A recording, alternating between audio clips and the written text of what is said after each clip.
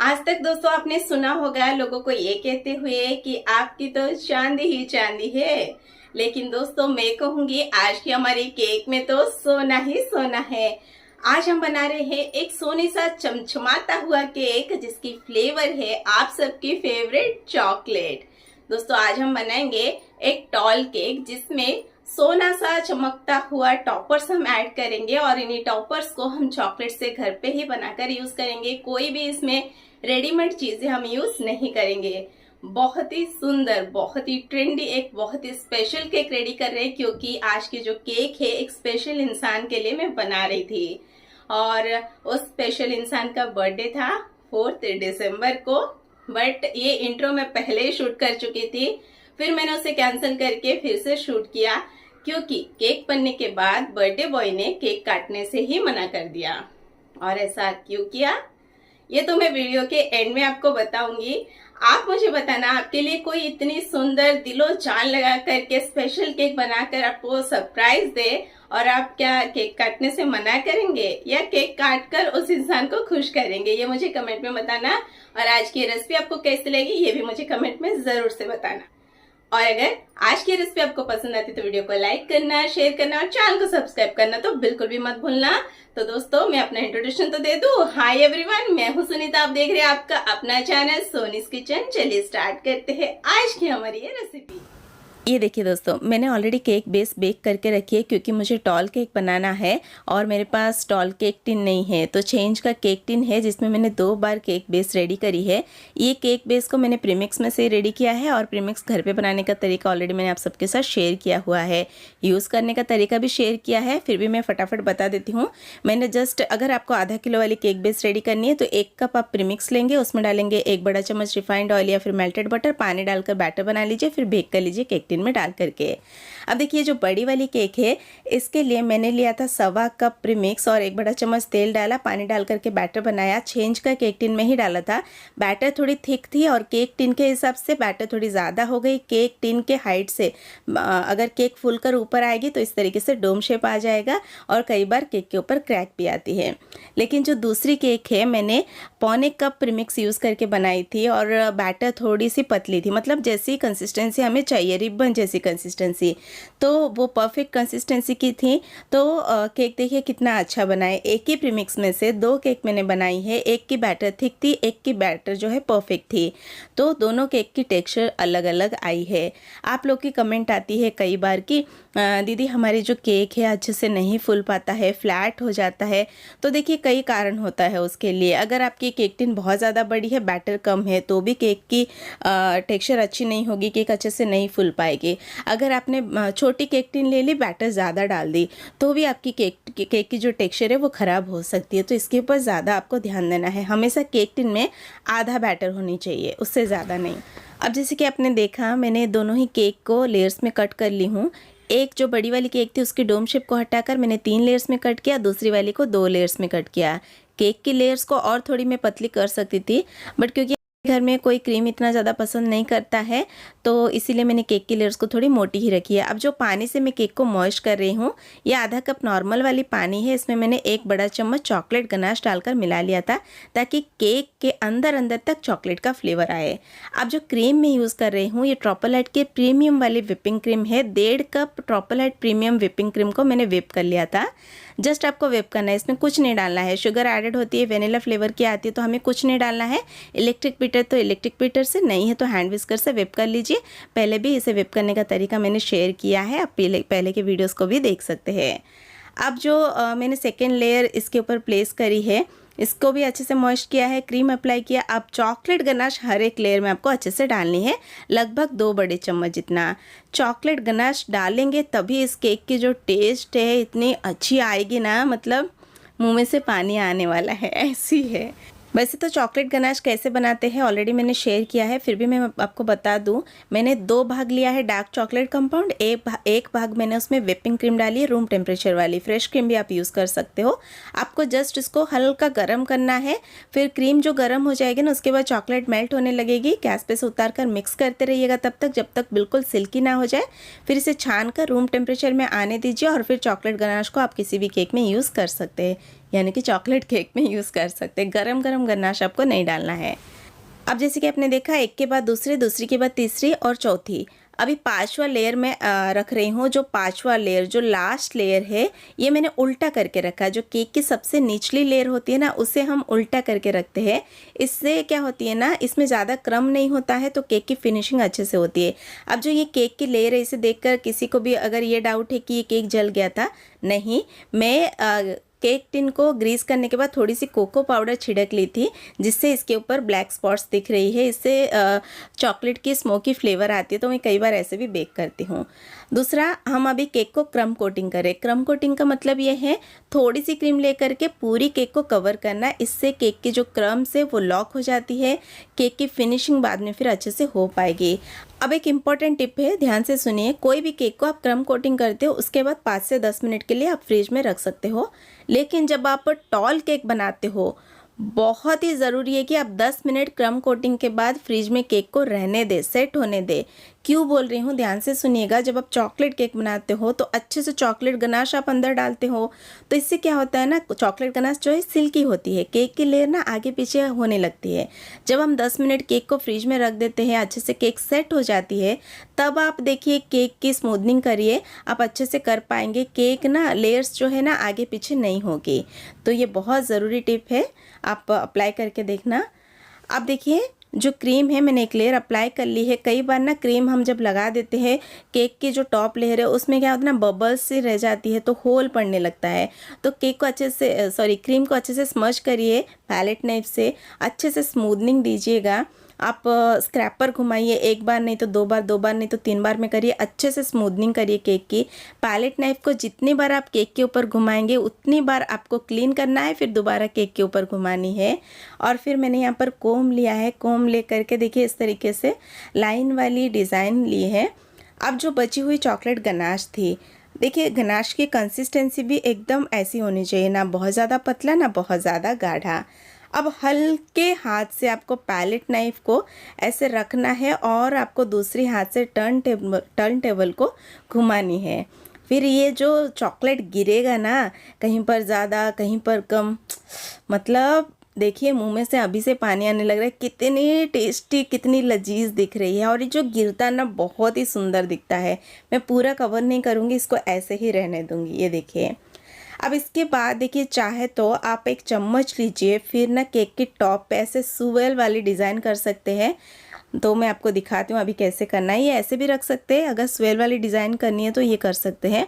ये मेरी जो आज की केक के डिज़ाइन में ये नहीं आता है, फिर भी मैं आपको दिखाने के लिए करके आपको दिखा रही हूँ। देखिए ऐसे कर सकते हैं, ये भी बहुत अच्छा लगता है। चलिए, अब ये यहाँ तक रेडी हुआ है। मुझे क्योंकि गोल्डन थीम में बनानी थी, तो मैंने क्या किया ना, जो चॉकलेट बोल रही हूँ, न्यूट्रल जेल आती है ना केक के लिए, वो मैंने लिया 2 चम्मच। उसमें मैंने गोल्डन लस्टर एंड डस्ट डाला, मिक्स किया और ये ड्रिप रेडी कर ली।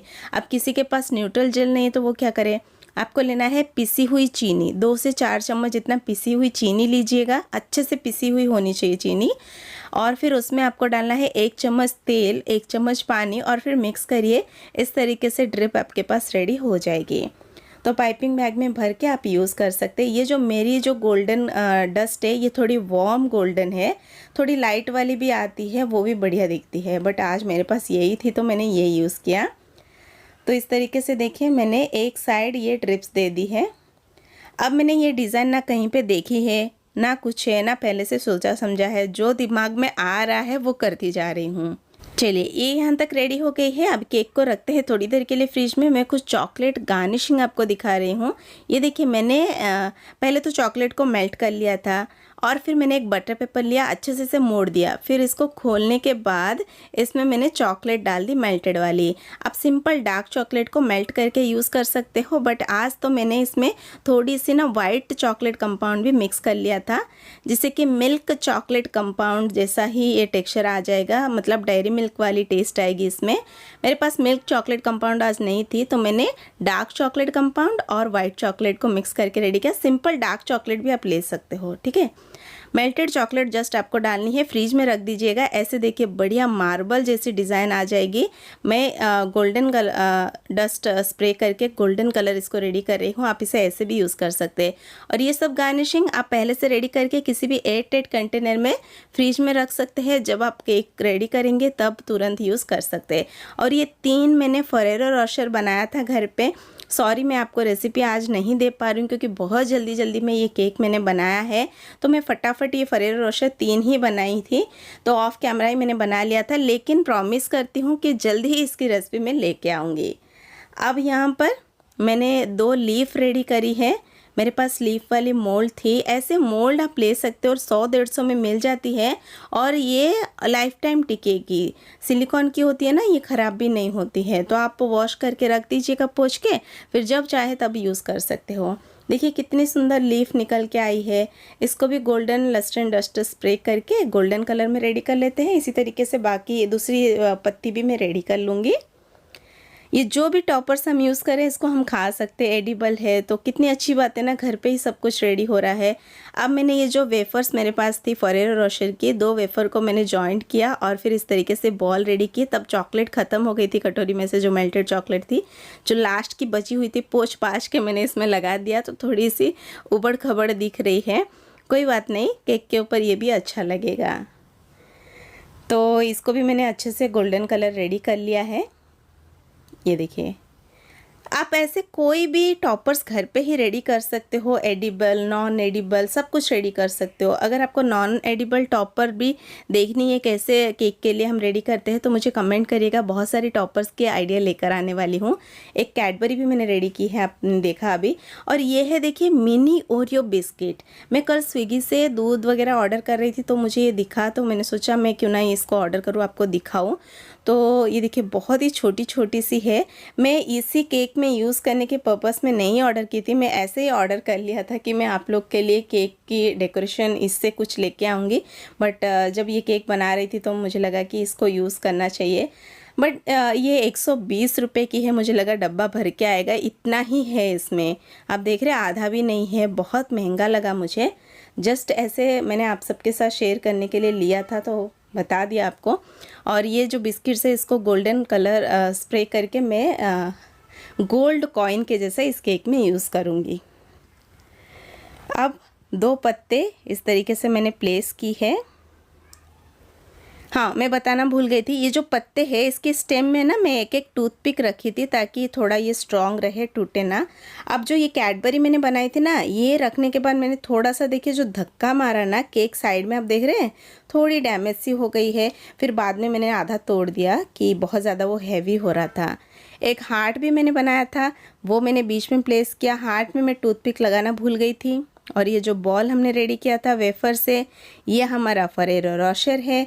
और ये छोटी वाली चॉकलेट्स तो मैं बनाकर रखती हूँ केक की गार्निशिंग के लिए, तो ये मैंने प्लेस कर दी। कुछ पीछे जो प्लेस करी है वो सपोर्ट के लिए मैंने रखा इस तरीके से। फिर जो ओरियो बिस्किट थी उसको भी मैंने golden lustre and dust spray करके गोल्ड कॉइन जैसा इसको रेडी किया। और नीचे भी कुछ प्लेस कर लेते हैं ताकि ऐसा लगे कि गोल्ड कॉइन गिर रही है। और फिर मेरा एक मन था कि मैं बीच में ऐसे ना स्टैंड में मतलब लेटर लिखूँ किंग और सभी में टूथपिक लगाऊँ और ऐसे स्टैंड रखूँ।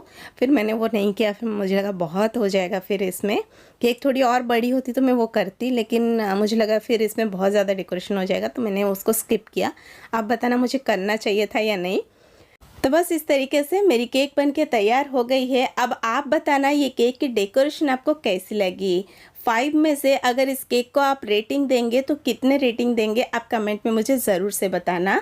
और ये केक की डेकोरेशन और ये वीडियो अगर आपको अच्छी लगी है तो इस वीडियो को लाइक, शेयर और चैनल को सब्सक्राइब करना, क्योंकि जो ट्रेंडिंग केक चल रही है मार्केट में सबकी रेसिपीज़ हमारे चैनल पर आने वाली हैं। तो बने रहिएगा, सब्सक्राइब करके बेल आइकन क्लिक करके रखेंगे तो हर वीडियो की नोटिफिकेशन आपको सबसे पहले मिलेगी। अब इतनी जद्दोजहद करके मैंने केक तो बना लिया, बट बर्थडे बॉय ने केक काटने से क्यों इनकार किया जस्ट मैंने आगे बताया है रीज़न, वो भी सुन लीजिएगा। और जो भी हो, भले ही उन्होंने केक नहीं काटी बट अपनी प्यारी प्यारी बर्थडे विशेस उनके लिए ज़रूर इस कमेंट सेक्शन में शेयर कर देना दोस्तों। अब मैं आपको बताती हूँ कि बर्थडे बॉय ने केक काटने से क्यों मना किया। जिनके लिए मैं ये केक बना रही थी वो स्पेशल इंसान कोई और नहीं है, वो मेरे हस्बैंड है। केक इतना सुंदर मैंने बना करके रेडी किया। मैंने सोचा मैं 3 दिसंबर रात को ही केक बना दूंगी, केक भी सेट हो जाएगा, मुझे सफिशिएंट टाइम भी मिल जाएगा वीडियो बनाने के लिए, एडिटिंग करने के लिए।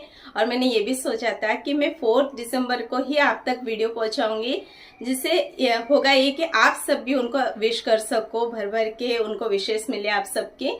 तो बहुत खुश होके दिलो जान से मैंने ये केक बनाया है।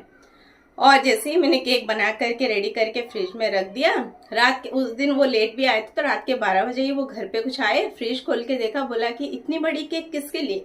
मैंने बोला किसी का तो कल बर्थडे है ना। बोल रहे मैं तो घर पे कल नहीं हूँ, मैं तो बाहर जा रहा हूँ। मुझे मतलब मैं क्या उनको सरप्राइज, तो मुझे तो शौक ही मिल गया। मैंने बोला बाहर जा रहा हूँ मतलब शाम तक तो आ ही जाओगे। नहीं, मैं 3 दिन के लिए बाहर जा रहा हूँ। मैंने बोला ये कब बताओगे।